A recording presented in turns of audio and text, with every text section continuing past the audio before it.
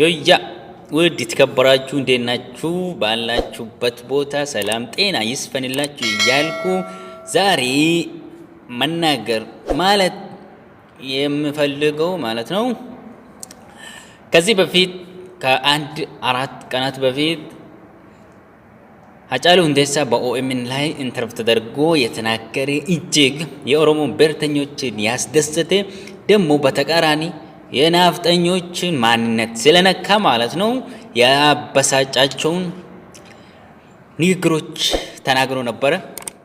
እንግዲህ ሙሉን ቪዲዮ ሳይሆን ሙሉን ኢንተርቪው ሳይሆን ሃጫሉ ሁንዴሳ የተናገራቸው ቢያንስ 5 ደቂቃ ውስጥ እጅግ የተወሰነ ንግግሮች ተናግሮ በዛ ምክንያት ነው አሁን ናፍጠኞች በአጠቃላይ ማለት እስከሚቻል ድረስ አብይን ጨምሮ ማለት ነው በለቅሶ ላይ ይገኛሉ። ለቅሳቸውን ከአንድ ሳምንት ወደ 2 ሳምንት እንዲያሳድጉ ለማለት ፈልገን ነው። እንግዲህ እናንተ ያን ቪዲዮን ተደግመን እንለቃለን። ለቅሳቸውን ከአንድ ሳምንት ወደ 2 ሳምንት እንዲያሳድጉ ልናደርግ ወደደናል። እንግዲህ ሼር በማድረግ ተባበሩ ከዚሁ እንጠይቃለን ማለት ነው። ሃጫሉ ሁንዴሳ በኢንተርቪው ላይ የተናገራቸው ንግግሮች ምንም አዲስ ነገር አልተናገረም። እንደምታወቀው የሚኒሊክ ማንነት ሚኒሊክ ምን አይነት ወራዳ ምን አይነት ሌባ እንደሆነ በኢትዮጵያ ውስጥ እንደሱ ወንጀል የሰራ የእናቶቻችን የአባቶቻችን ደምን የፈሰሰ የአባቶቻችን የእናቶቻችን ጡትና እጆችን የተቆረጠ ወንጀለኛ እጅግ ወንጀለኛ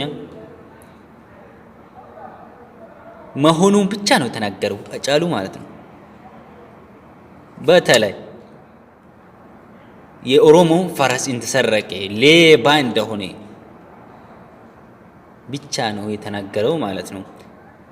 ናፍጠኞች የሚፈልጉት አብይን ጨምሮ ማለት ነው በአጠቃላይ የሚኒሊክ ወንጀል እንዲናገር አይፈልጉም።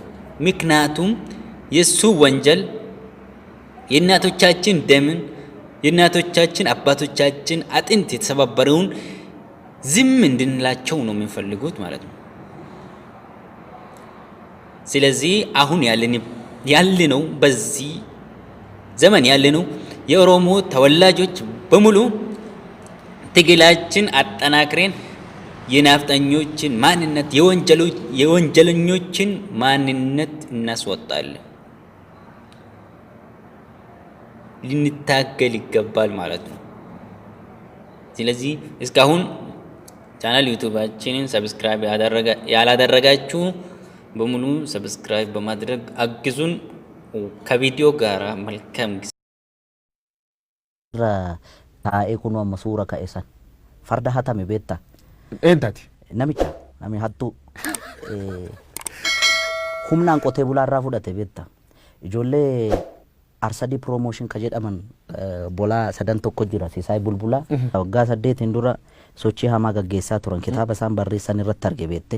Siidaa Dabaleen kun nama galaani farda isaa kaalchoo fi garbuu qallabaa ture gorroo jalatti Oromoon sangaa fardaa isaa maal godha beektaa? Guyyaatti yeroo lama dhiqa beeke naannoo keenyatti nuti. Farda goojeedhaaf lolaaf itti qophoofsitu kan leenji'amu. Garbuu nyaata gorroo jala hidhame. Namichi kun gaafa farda taphatu beekamaa ta'e odeensii qaba beektaa? Akka kitaaba sanarra jedhutti seenaani. Gorgisitu taabonni wayii hin baay'edhan as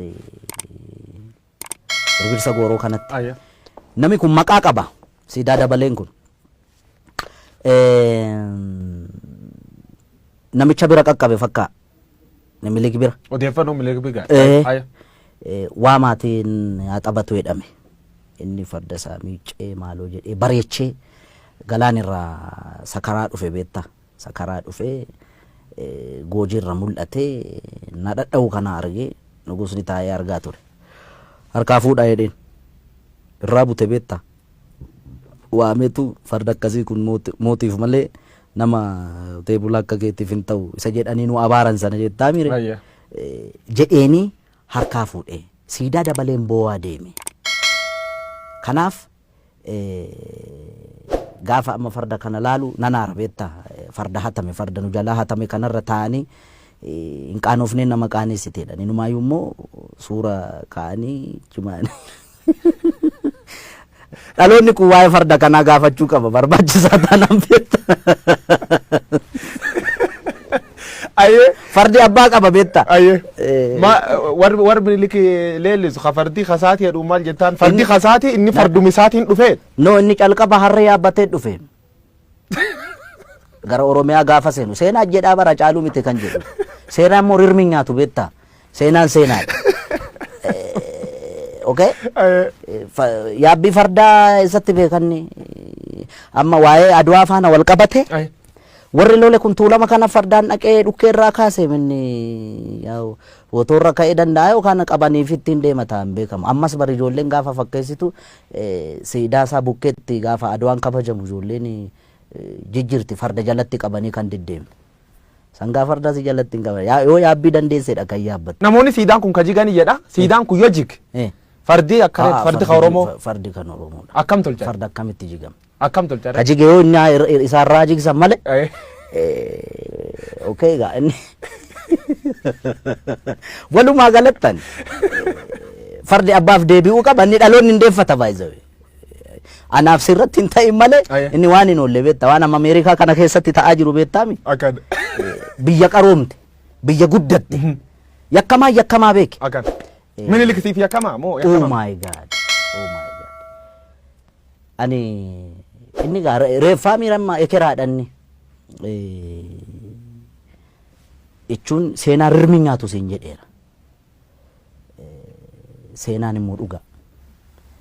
Kan sobaa jedhu kan dhugaa jechuun akkamitti namni kana na godheera jedhee sobaan si himata. Nama lubbuudhaan hin jirre. Aannolee irratti kana godheera, calanqoo irratti kana godheera gaafa jedhamu. Aboo bara sana inni barkanaan mallatteessa jedhan. Warri harkaan mallatteessu warri maastarsaa fi digirii fi PhD qabu bara mallee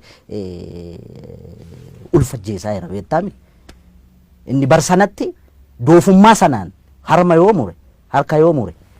Maalin tiniga doofaa waan ta'eef miti qotee bulaarraa kan farda hatu kan farda saamu walumaa galatti yakkamaa beeta mangisti keettee Oromoon lolti wanni isa kasiidaan isa beeta mangisti kan palaasii mootummaa keettaan sun akkamitti ilaaltate maltee fi wanni sun rifadheeran maaliif seete tokkoffaa ekeraa achi keessatti yaadannoo ekeraayyuu gochuun sirrii miti nama tini na yaadda'aaf wanni maaliif seete warra achi keessatti suurri isaanii bocame hundi garaagarummaa amma uumame sabaaf sablammii biyyattii kana keessatti roorroon ammallee hiikkaan arganne bar yakka isaan raawwatanii ni beekta. Okay? Dhimma godheef isatu beeka waan godheef garuu akka kiyyaatti ta'uu malle maaliif nama harki dhiigni ummata qulqulluu harka jiru ekeraa akkamitti yaadannoo gootee mana kee qarqara goota hin ta'u inni akka kiyyaatti gaa kun sii gale.